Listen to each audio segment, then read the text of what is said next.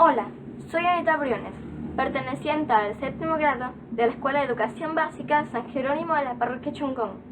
En esta oportunidad estudiaremos acerca del boom petrolero. En el Ecuador, el primer pozo petrolero lo descubrió la empresa inglesa Anglo en el sector de Ancón, península de Santa Elena. Sin embargo, la producción a niveles comerciales se dio en 1925 y la exportación en 1928, aunque en cantidades marginales.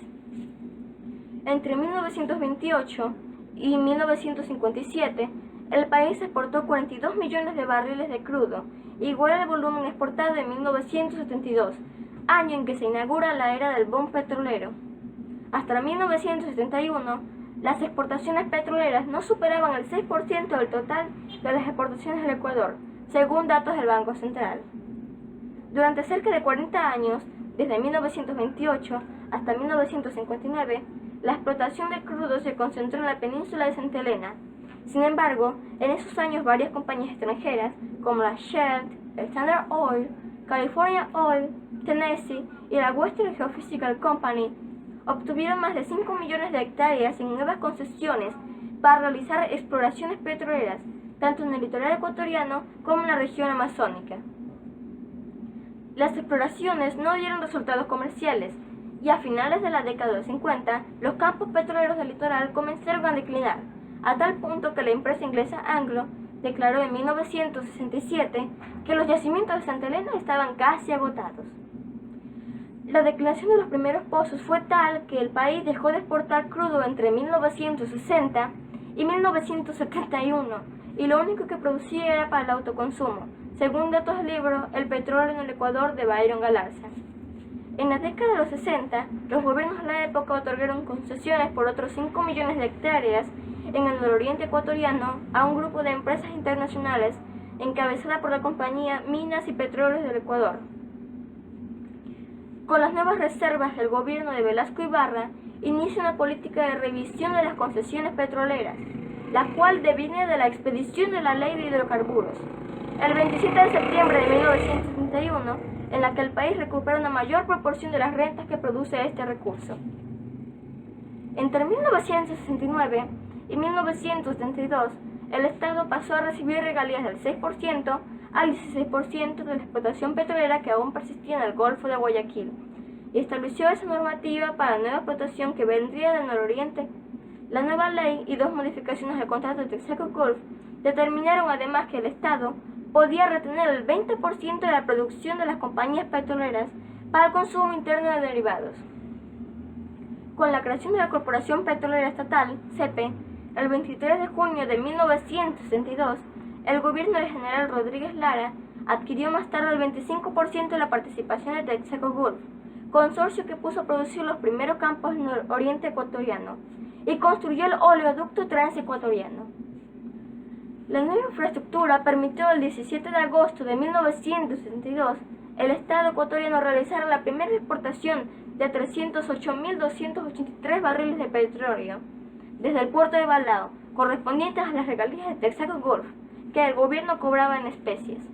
Cada barril se vendió en $2,34. En 1977, CEPE compró a Gulf su participación y llegó a tener el 62,5% del consorcio. Además que se lanzó una campaña agresiva de la exploración del nororiente, previo al retorno del país a la democracia. Nos toca hablar del velasquismo.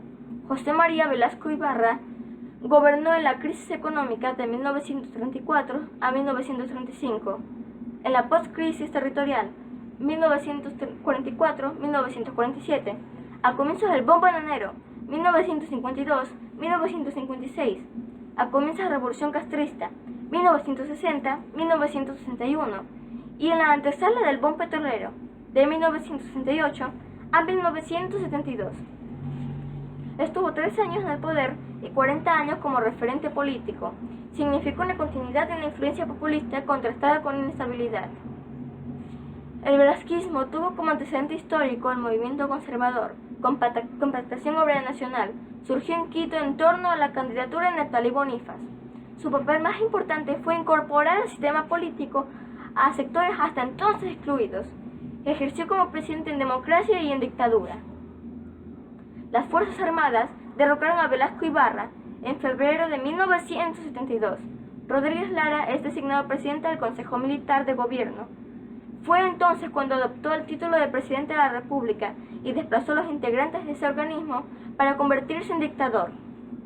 Los motivos que llevaron a los militares ecuatorianos a hacerse cargo del poder en aquellos momentos fueron fundamentalmente dos: la bonanza petrolera que se avecinaba y el deseo de no permitir un proceso electoral que probablemente habría dado el triunfo al controvertido y populista candidato Assad Bucaram. Los militares no querían que la riqueza petrolera fuera manejada ni por un candidato populista ni por la tradicional oligarquía nacional. Contexto político de la época. Hacia 1974, el régimen comenzó a dar señales de desgaste, de forma que en el año siguiente tuvo lugar el levantamiento del general Raúl González Alvear y otros militares y políticos reunidos en el Frente Cívico. González Alvear se apoderó del Palacio de Gobierno y se proclamó jefe de Estado, pero Rodríguez Lara pudo llegar al Riobamba, desde donde emprendió la marcha hacia Quito con la Brigada de Blindados Galápagos. La obra fundamental del gobierno de los militares fue la nacionalización del petróleo. Por primera vez en la historia de Ecuador, el poder económico estaba en buena medida en manos del Estado. Asimismo, el poder político se extendió a nuevas familias de la clase media. El petróleo comenzó a brotar en la región amazónica y su producción llegó muy pronto a los 200.000 barriles diarios.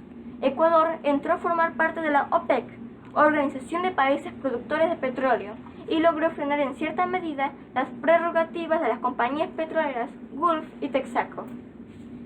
El petróleo se convirtió en el eje económico de la economía estatal y permitió la acometida de las importantes obras de infraestructura nacional, tales como la hidroeléctrica de Paute, la refinería Petróleo de Esmeraldas, el terminal petrolero de Balao y la dinámica obra de vivienda popular.